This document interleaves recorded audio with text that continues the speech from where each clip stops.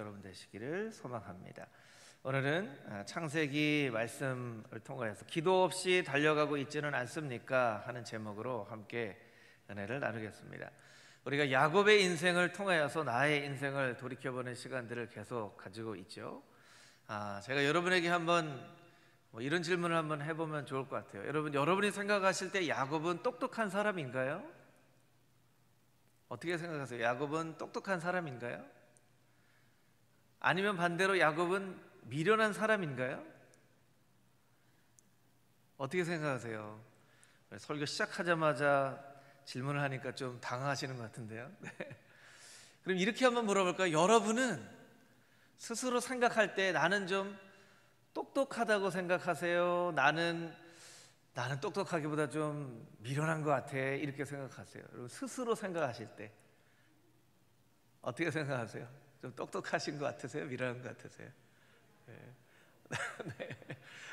한 개만 더 물어볼게요. 여러분들이 보실 때 저는 좀 똑똑한 것 같이 보이세요? 아니면 좀 미련한 것 같이 보이세요? 아유, 은혜가 충만하신 우리 성도님들이신 것 같아요. 네. 예, 미련한 것 같아요. 그러면 약간 상처받을 수도 있는데 예, 저도 제 스스로 생각할 때 나는 미련하지는 않아. 나는 똑똑하지. 내가 이렇게 결정하고 하는 거 이렇게 잘 결정하고 하니까 이렇게 생각을 하며 살아갑니다. 예, 그런데 제가 잘 생각해 보니까 제가 참 미련한 사람이더라고요. 참 미련한 사람이에요. 사진을 하나 보여드리면 제가 왜 미련한지 아실 텐데요. 사진을 좀 보여주시면, 저기 목요일 제 모습이에요. 목요일 날. 예.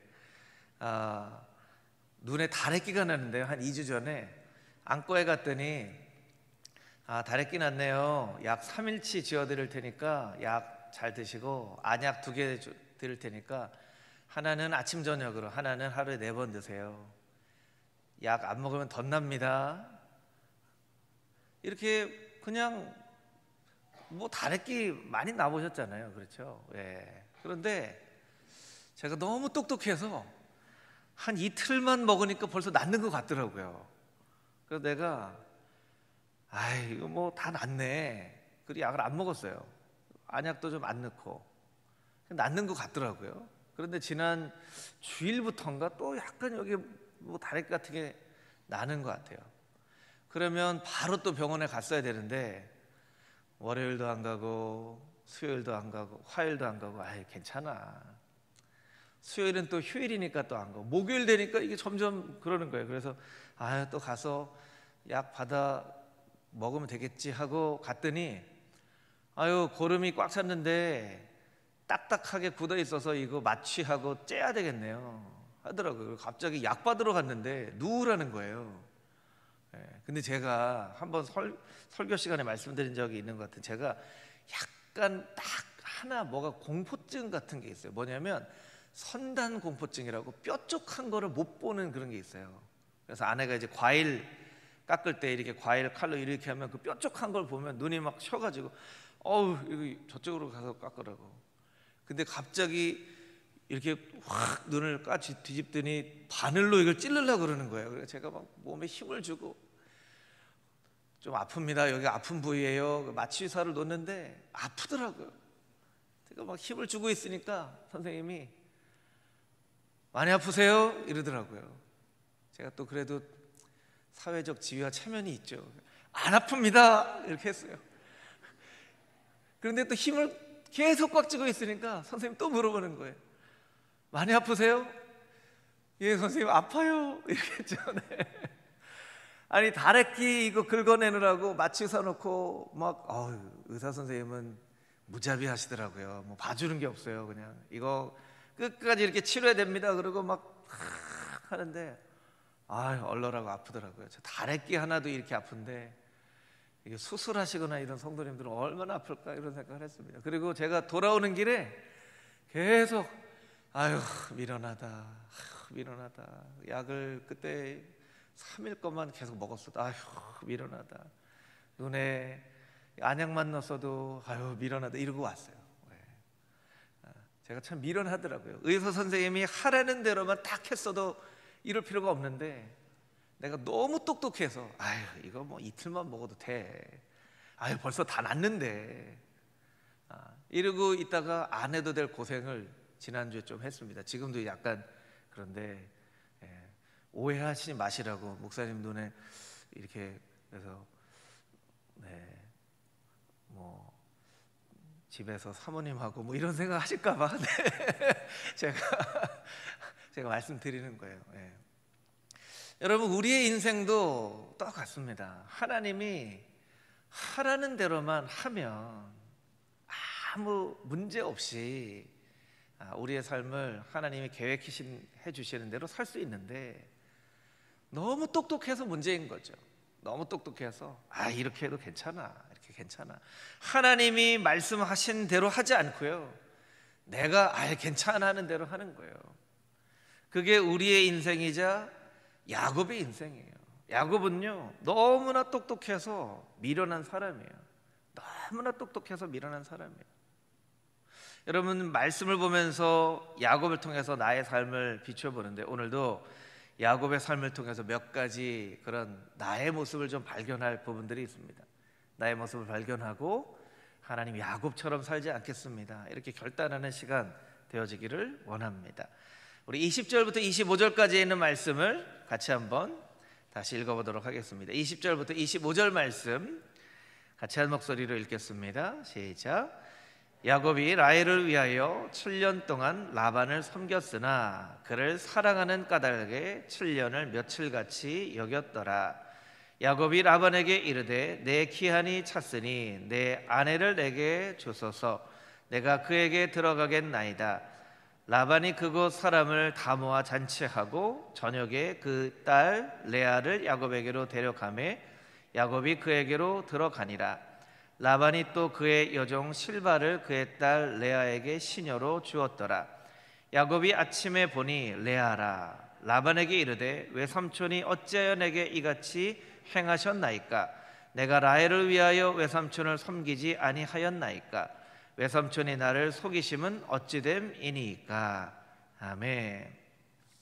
야곱은요 원하는 것은 무엇이든지 꼭 얻어내고야만 하는 그런 성미를 가진 사람이에요. 아마 오늘날 야곱이 살았으면 잘 살았을 수도 있어요. 오늘날은 굉장히 목적지향적인 삶을 살아가잖아요. 원하는 것은 얻어냅니다. 라헬을 좋아했는데요 7년 동안을 일해서 라헬을 아내로 얻어요. 그런데 그 7년 동안 일하는 것이 며칠처럼 여겼다는 거예요. 라헬을 너무나 사랑해서. 그런데 이 라헬을 얻는 과정에서 빠져있는 것이 한 가지가 있어요. 무엇이 빠져 있을까요?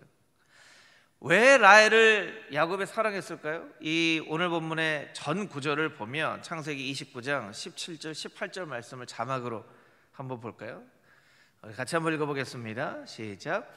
레아는 시력이 약하고 라헬은 곱고 아리따우니 야곱이 라헬을 더 사랑함으로 대답하되 내가 외삼촌의 작은 딸 라헬을 위하여 외삼촌에게 7년을 섬기리이다. 아멘. 레알은 시력이 약했다라고 하는데 안력이 부족했다. 이거는 시력이라는 의미이기도 하고 또 얼굴이 그렇게 이쁘지 않았다는 거예요. 라헬은 곱고 아리따웠다는 거예요. 그런데 여러분 사람이 이쁘고 안 이쁘고는 굉장히 주관적인 판단이에요. 그렇죠? 남자들의 70%가 무슨 생각을 하고 살아가는지 아세요, 여러분? 남자 얼굴이 이 정도면 됐지 뭐. 남자 얼굴이 이 정도면 됐지 뭐. 그러니까 객관적으로 보면 저 사람 잘생긴 사람 아닌데도요 스스로는 어떻게 생각해요? 거울을 보면서 야 멋있네. 남자 얼굴이 이 정도면 됐지 뭐. 이거 살아간다는 거예요. 누가 이쁘고 안 이쁘고를 정합니까? 기준이 있습니까? 어떤 사람 이쁘고 어떤 사람 안 이쁘고 기준이 있습니까? 여러분은 스스로 어떻게 좀 이쁜 것 같으세요? 아니면 안 이쁜 것 같으세요? 뭐 그 기준이 있나요? 뭐 이렇게 점수로 매기는 그 기준이 있나요? 아니에요. 어떤 사람 눈에는 누가 이뻐 보이고 어떤 사람 눈에는 안 이뻐 보이고. 제가 청년부 활동할 때 한 형이 있었는데요 그 형은 엉뚱한 얘기를 잘하는 그런 형이었어요. 그런데 그 형이 앞에 마이크만 잡으면 뭔가를 길게 얘기를 하는데 다들 별로 안 좋아했어요. 그런데 누나 한 명만 너무 좋아했어요. 누나 한 명만 박수 쳐주고 너무 좋다. 그래서 우리가 분명히 생각했죠. 저 누나가 분명히 저 형 좋아한다. 왜냐하면 누구는 안 이뻐 보이는데 어떤 사람 눈에는 이뻐 보이는 거예요. 그렇죠? 이 야곱의 눈에 라헬이 곱고 아리따워 보였다는 거예요. 여러분, 사람이 곱고 아리따운 사람을 좋아하는 것은 당연한 일이죠. 이게 잘못됐다는 건 아니에요. 그런데 야곱의 어머니 리브가가 이삭하고 만나서 결혼하는 그 장면과 비교를 해보면 야곱의 삶 가운데 빠져있는 것이 있다는 거예요. 아브라함이 나이가 40이 되어서 결혼을 못하고 있는 이삭을 위해서, 또 어머니 사라가 돌아가시고 나서 마음에 상심한 마음을 가지고 있는 이삭에게 배필을 찾아주려고 종인 엘리에셀에게 말합니다. 너는 나의 친척에게 가서, 지금 야곱이 살고 있는 이 밧단 아람이에요, 친척에게 가서 누가 하나님께서 내 아들 이삭을 위해서 예비하신 배필인지 잘 찾아서 결혼할 사람을 데리고 와라. 그리고 기도하고 맹세하고 보냅니다. 기도하고 맹세하고 보내요. 엘리에셀이 종이지만 주인의 아주 중요한 미션을 가지고 가요. 근데 정말 이 이삭을 위해서 배필을 구해오라고 하는데 이 배필이 정말 하나님께서 이삭에게 주신 배필인지 아닌지를 모르잖아요. 그러니까 엘리에셀이 기도를 합니다. 창세기 24장 12절 말씀에 나와 있는데요, 우리 자막을 보여주시면 엘리에셀이 말합니다. 그가 이르되 우리 주인 아브라함의 하나님 여호와여 원하건대 오늘 나에게 순조롭게 만나게 하사 내 주인 아브라함에게 은혜를 베푸시옵소서. 엘리에셀이 기도를 하면서 가요. 하나님 순적하게 만나게 해주십시오. 순조롭게 만나게 해주십시오.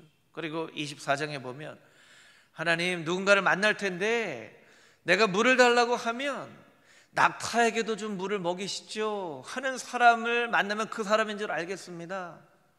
리브가를 만나요. 물을 좀 주십시오 했더니 리브가가 아유 나그네 당신에게만 어떻게 물을 줄 수 있겠습니까? 낙타에게도 좀 물을 주시죠. 이 사람이 내가 기도한 대로 응답하네. 근데 이 리브가가요, 그 엘리에셀을 보고 나그네가 참 지쳐있는 것처럼 보이는 거예요. 나그네를 바라볼 때 좀 불쌍히 여기는 마음이 있었던 거예요. 창세기 24장 21절 말씀인데요, 우리 한 목소리로 같이 한번 읽어보겠습니다. 그 사람이 그를 묵묵히 주목하여 여호와께서 과연 평탄한 길을 주신 여부를 알고자 하더니, 리브가가 엘리에셀에게 물어보는 거예요. 주목하여 봤다는 거예요. 묵묵히 주목하여 봤다는 것은요, 그 나그네가 너무나 힘들게 보여서 이 사람에게 뭔가 더 필요한 게 없을까 하고 좋은 마음을 가지고 있는 거죠. 성품이 좋은 거예요. 그리고 물어봅니다. 여호와께서 당신의 삶 가운데 평탄한 길을 주셨습니까? 하나님 얘기를 하는 거예요. 신앙적인 얘기를 하는 거예요. 이 사람이 하나님의 사인도 있고 또 좋은 성품도 가지고 있고 또 신앙적으로 하나님이 선한 길을 주셨습니까? 라고 물어보고, 이 사람이 정말 나에게 주신 이삭을 위해 예비하신 하나님의 배필인가 보다. 엘리에셀이 그 사실을 이야기하고 리브가를 데려갑니다. 여러분, 야곱이 결혼한 이야기와 아버지 이삭이 결혼한 이야기에 큰 차이가 있죠. 야곱은요, 첫눈에 보고 반했을지 모르겠지만 한 번도 기도했다는 얘기가 없습니다. 한 번도 기도했다는 얘기가 없어요. 하나님, 저 라헬이 너무나 이뻐서 제 마음에 듭니다. 그런데 하나님이 나를 위해서 예비하신 그 배필인지 하나님께 여쭤봅니다. 하나님 맞습니까? 이렇게 물어봤어야만 되는 거예요. 근데 야곱은요, 한 번도 기도하지 않아요. 근데 종인 엘리에셀은 기도하면서 가서 기도하면서 리브가를 찾죠. 여러분, 우리가 꼭 기억해야 될 메시지가 있습니다. 무엇이냐면 세상적으로 아무리 똑똑해도 기도하지 않고 달려가는 사람은 절대로 지혜로운 사람이 아니라는 거예요. 반대로 조금 더디게 가거나 삐끗거리면서 가는 듯 보여도 기도하는 사람의 인생을 하나님께서 인도하신다는 사실이에요. 여러분 이 사실을 믿으십니까? 할렐루야. 내 스스로에게 이렇게 질문해 볼 필요가 있는 거죠. 나는 기도 없이 그저 달려가고만 있지는 않은가? 기도 없이 그냥 달려가고만 있지는 않은가?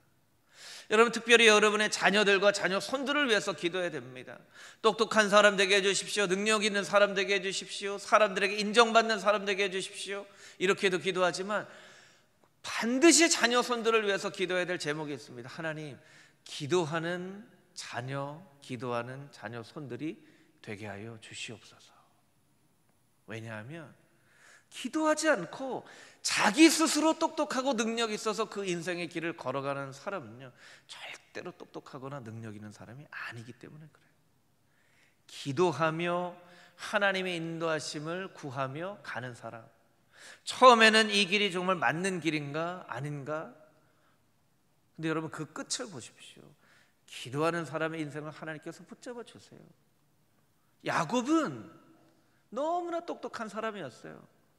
그런데 자기의 똑똑함 때문에 자기가 스스로 잘못된 길로 찾아갑니다. 우리의 삶 가운데 기도가 반드시 필요한 이유이죠.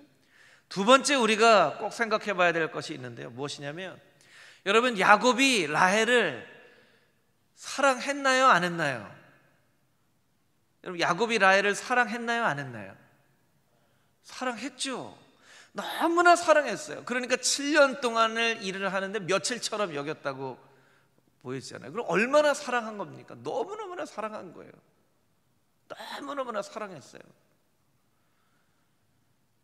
야곱이 그 7년 동안 라헬을 위해서 일하고 이제 결혼식을 하고 이제 신혼 첫날 밤을 보내야 되는데 라헬을 알아봤나요? 못 알아봤나요? 못 알아봤어요. 아니 그렇게 라헬을 사랑했는데 라헬을 못 알아봤어요. 이게 똑똑한 야곱의 모습이에요. 결혼식이 다 끝났겠죠. 그리고 이제 결혼 신혼 첫날 밤을 보냅니다. 야곱이 라헬에게 뭐 그런 얘기를 했겠죠. 라헬 정말 꿈만 같소. 정말 7년 동안을 일했는데 나에게는 며칠 지나는 것처럼 여겼어. 왜냐하면 당신을 너무나 사랑하기 때문이에요. 라헬, 당신도 그렇게 느끼죠? 뭔가 얘기를 좀 해보세요. 레아가 뭔가 얘기를 했겠죠. 야곱이 아니 깜깜해서 잘 모르겠는데 목소리는 꼭 레아 목소리 같은데 정말 라헬 맞소? 예, 저 라헬 맞아요. 뭐 이렇게 했겠죠. 네. 제가 흉내를 좀 잘 냈어야 되는데. 네. 그런데 여러분 제가 만약 야곱이었으면 라헬 알아봤을 거예요. 그냥 라헬의 모습만 봐도 그냥 목소리만 들어도 라헬 알아봤을 것 같아요. 근데 야곱은 라헬을 못 알아봐요. 왜 못 알아볼까요?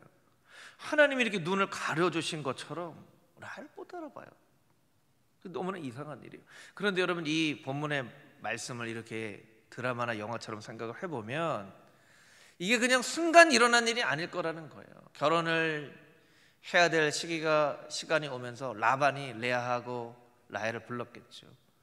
그리고 라헬에게 얘기했겠죠. 라헬아, 야곱이 너를 사랑해서 저렇게 7년 가까이 돼서 열심히 일을 하는데 우리 지방의 풍속이 언니보다 동생이 먼저 시집 가면 언니는 결격사유가 있는 것처럼 보여서 언니는 평생 이제 시집도 못 간다.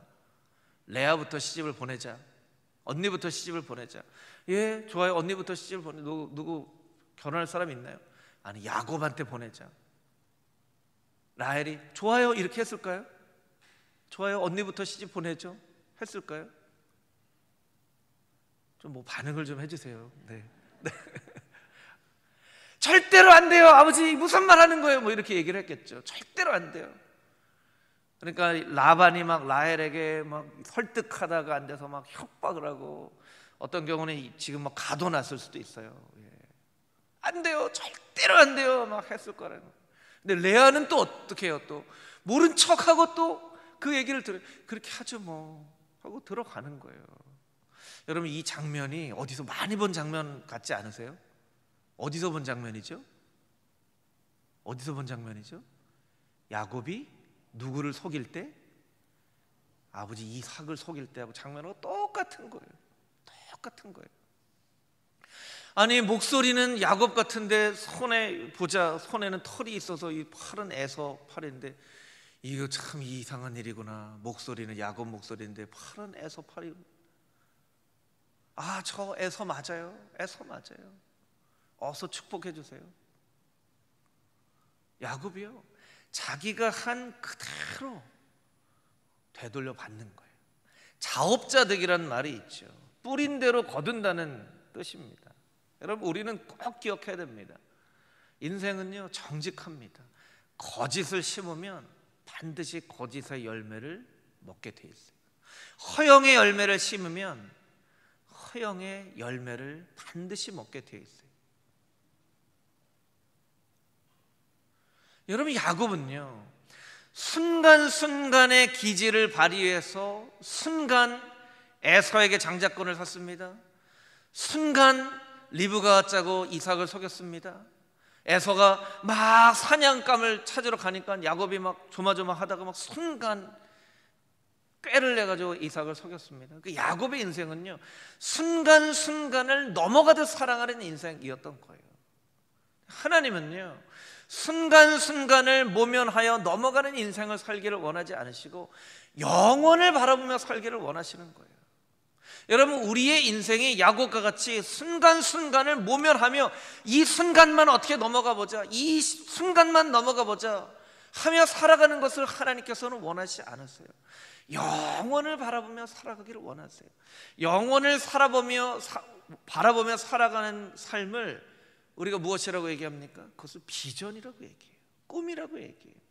그 비전과 꿈은 때로 내 인생이 끝나도 내 자녀들에게, 내 후손들에게 전해지는 비전이기도 해요. 어떻게 보면 금호 중앙교회가 이렇게 하나님 앞에 아름답게 세워질 수 있는 것은 우리의 선배들이 교회를 위해서 꿈을 가지고 비전을 가지고 하나님 앞에 헌신하며 기도하며 이 교회를 일구었기 때문에 그 꿈과 기도와 비전에 대한 열매를 우리가 맛보고 있는 거예요. 여러분, 우리의 신앙의 선배들이 그냥 한순간순간만을 넘어가 보자, 올해만 어떻게 넘어가 보자 이렇게 살았더라면 금호중앙교회가 이렇게 아름다운 멋진 교회가 되어지지 못했을 거예요. 야곱은 순간순간을 모면하며 넘어가기 위해서 때로는 거짓이라는 그런 방법을 사용합니다. 때로는 사람들을 속입니다. 사람들의 마음에 아픔을 줍니다. 에서의 눈에서 피눈물이 나게 합니다. 그러면 똑같이 야곱의 눈에서 피눈물 나는 거예요. 사람의 마음 아프게 하면 똑같이 아프게 되는 거예요. 여러분, 야곱이 만약에 요셉과 같이 비교를 해본다면 요셉과 같이 억울하게 옥살이를 하면 하나님 앞에 기도라도 할 수 있죠. 하나님 왜 이런 일을 나에게 행하십니까? 내가 너무 억울합니다. 기도를 할 수 있죠. 야곱은요 기도도 못하는 거예요. 왜냐하면 자기가 에서와 이삭에게 했던 그대로 당하는 것을 야곱 스스로도 아는 거예요. 아, 내가 뿌린 대로 거두는구나. 뿌린 대로 거두는구나. 그때 아버지 마음이 이랬겠구나. 그때 형 마음이 이랬겠구나. 생각을 하는 거예요. 여러분, 우리가 정직하게 살아야만 하는 이유가, 거룩하게 살아야만 하는 이유가, 하나님의 뜻대로 살아야만 하는 이유가 여기 있습니다. 반드시 그 열매가 나타날 것이기 때문입니다. 여러분, 여러분의 삶 가운데 어떤 열매가 나타나기를 원하십니까? 지금 여러분은 어떤 열매를 따서 먹고 계십니까? 여러분, 세상은 정직합니다. 하나님은 우리에게 정직하게 행하세요. 야고보서 3장 17절 18절 말씀에 이런 말씀이 있죠. 야고보서 3장 17절 18절 말씀, 우리 한 목소리를 같이 한번 읽어보겠습니다. 오직 위로부터 난 지혜는 첫째 성결하고 다음에 화평하고 관용하고 양순하며 긍휼과 선한 열매가 가득하고 편견과 거짓이 없나니 화평하게 하는 자들은 화평으로 심어 의의 열매를 거두느니라. 아멘. 17절 말씀 보여주겠습니까? 오직 위로부터 난 지혜를 가진 사람은 긍휼과 선한 열매가 가득한 인생을 살아간다는 거예요. 하나님께서 주신 그 복으로 이 세상 가운데 하나님의 뜻을 이루어드리며 살아가기 때문에 긍휼과 선한 열매가 가득하다는 거예요. 18절 보여주시겠어요? 18절. 화평하게 하는 자들은 화평으로 심어 의의 열매를 거두느니라. 화평으로 심어 의의 열매를 거둔다는 거예요. 여러분, 하나님께서는 우리에게 명령하셨어요. 너는 이 땅 가운데 평화를 이루는 사람이 되라. 하나님이 우리에게 선택하라고 말씀하신 게 아닙니다. 평화를 이룰 수도 있고 이루지 않을 수도 있는데 너네가 선택해서 평화 이루고 싶으면 이루고 하기 싫으면 마라 한 게 아니에요. 이건 우리 모두에게 주신 하나님의 명령이자 선포예요. 평화를 이루라는 거예요. 여러분, 여러분의 가정에 평화를 이루고 있습니까? 여러분의 주변에 평화를 이루고 있습니까? 그 명령에 잘 순종하고 있습니까? 평화를 이루면 반드시 의의 열매를 거두게 된다는 거예요. 그러면 삶 가운데 의의 열매가 나타나는 것을 보면서 우리가 생각할 수 있겠죠.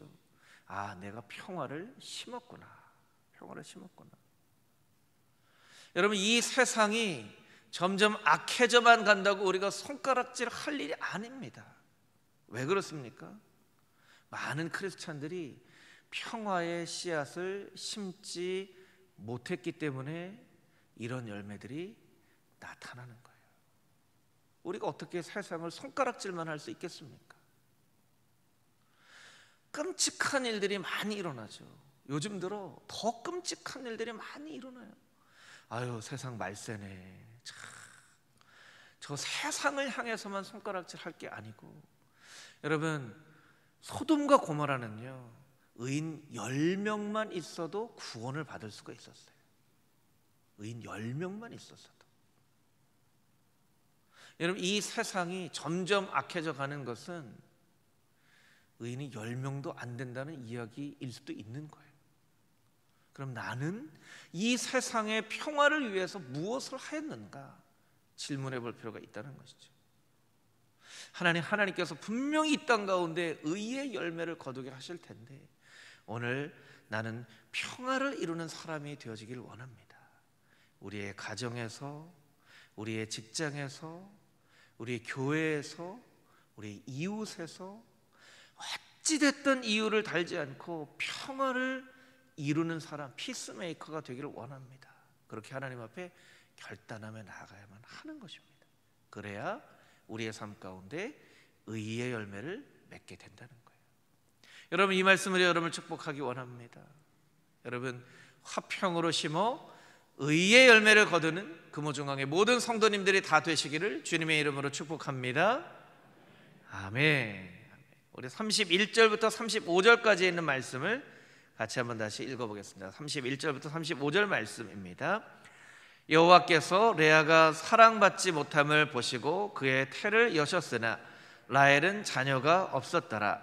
레아가 임신하여 아들을 낳고 그 이름을 르우벤이라 하여 이르되 여호와께서 나의 괴로움을 돌보셨으니 이제는 내 남편이 나를 사랑하리로다 하였더라.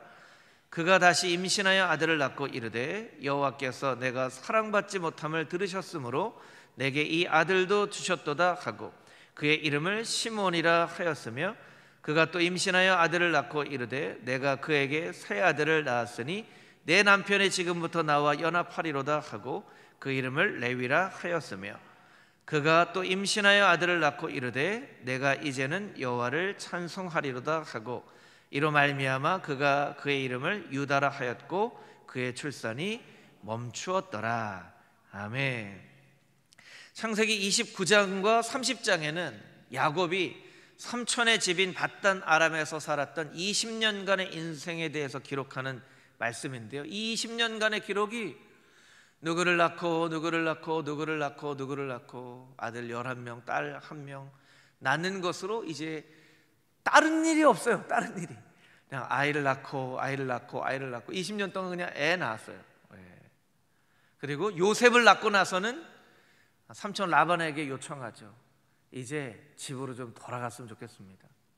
아니 거기에 이 아이들도 있고 또 아내들도 있고 또 부유한 재산도 있는데 그냥 거기서 살지 왜 집으로 돌아간다는 겁니까? 거기서 에서가 죽일지도 모르는 그 위험이 도사리고 있는데 왜 거기로 가는 겁니까?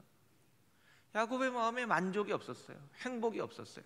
여러분 야곱의 삶을 보세요. 자녀가 많았습니다. 재산도 많았습니다. 이건 뭐 행복한 조건인지 모르겠지만 부인도 많았습니다. 네. 여러분 오늘날의 기준으로 보면 재산이 많고 돈이 많고 자녀들이 많으면 다복하다고 하잖아요. 그럼 야곱이 행복해야 되는데 야곱이 행복하지가 않아요. 왜 행복하지가 않죠?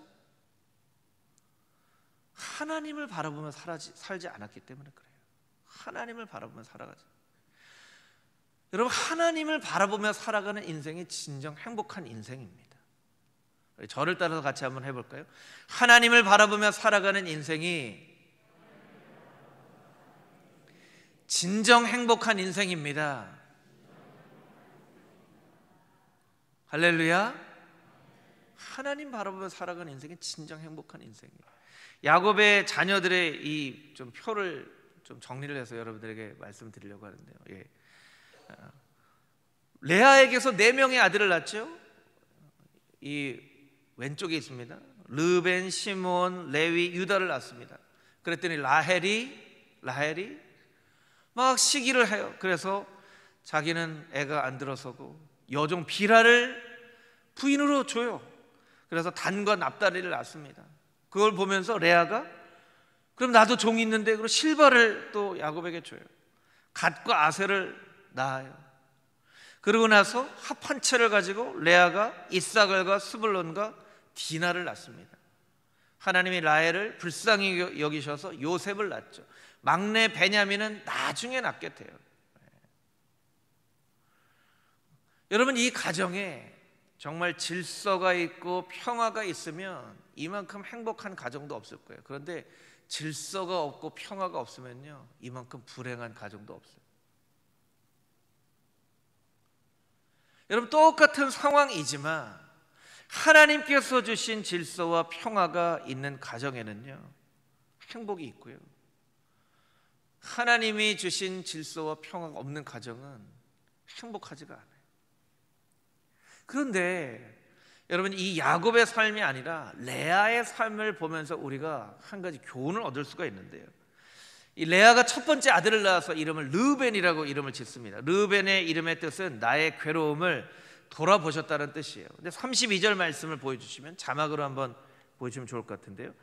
레아가 임신하여 아들을 낳고 그 이름을 르벤이라 하여 이르되 여호와께서 나의 괴로움을 돌보셨으니 이제는 내 남편이 나를 사랑하리로다. 이제는 내 남편이 나를 사랑하겠지. 하나님이 나의 괴로움을 돌아보셨으니까 이제는 내 남편이 나를 사랑하겠지. 야곱이 사랑했나요?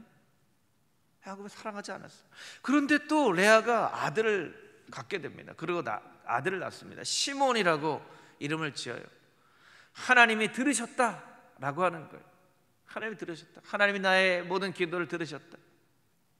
셋째를 낳습니다. 셋째를 낳고 나서도 이제 남편하고 연합하리로다. 그러면 이제 남편하고 연합하리로다는 것은 여태까지는 연합을 했다는 거예요? 못했다는 거예요? 못했다는 거예요. 행복한 가정이 아니었다는 거예요. 그리고 이름을 누가 짓느냐만 봐도 알 수가 있어요. 여러분 레아가 그래도 첫째 아들을 낳았잖아요. 그러면 보통은 우리나라와 같이 이렇게 이스라엘도 우리나라와 같이 비슷하게 가부장적인 어떤 그런 남성 중심의 사회였는데, 그러면 레아가 아들을 낳았어요. 이름 보통은 누가 짓죠? 아버지가 짓죠. 아버지 아들 낳았어요. 이름 어떻게 할까요? 아버지가 니네가 낳았으니까 니네가 이름을 져라. 그러면 누구한테 얘기했을까요? 남편한테 얘기했겠죠. 야곱, 얘 이름을 뭐라고 지을까? 이게 정상적인 가정의 모습이에요. 그런데 아버지한테도 부탁 안 하고 남편한테도 부탁 안 하고 레아가 이름을 그냥 탁 지어버려요. 아버지가 레아와 라헬을 그렇게 결혼시키면서 아버지로서의 권위를 잃어버리고 이제 아버지와의 관계가 끊어졌다는 거예요. 야곱에게도 이름을 지어달라고 이야기하지 않습니다. 그냥 레아가 지어버려요. 얘는 르우벤이라고 부를 거예요. 상관하지 마세요. 내가 이름 지었고 할 거예요. 하나님이 나의 괴로움을 돌아보셨다는 거예요. 시몬이라고 지을 거예요. 상관하지 마세요. 내가 내 아들이니까 내가 지을 거예요. 이런 모습인 거예요. 이런 모습인 거예요. 이 가정이 평안하겠습니까? 셋째 아들을 낳으면서 레위 이제는 남편하고 이제는 연합해서 같이 살겠지. 그래도 아들을 셋이나 낳았는데 여태까지 한 번도 그런 게 없는 거예요. 그런데 여러분, 네 번째 아들을 낳으면서 레아의 태도가 바뀌어집니다. 우리 마지막으로 35절 말씀을 같이 한번 읽어볼까요? 35절 함께 읽겠습니다. 그가 또 임신하여 아들을 낳고 이르되 내가 이제는 여호와를 찬송하리로다 하고 이로 말미암아 그가 그의 이름을 유다라 하였고 그의 출산이 멈추었더라. 레아가요, 넷째를 하면서는요 포기해요.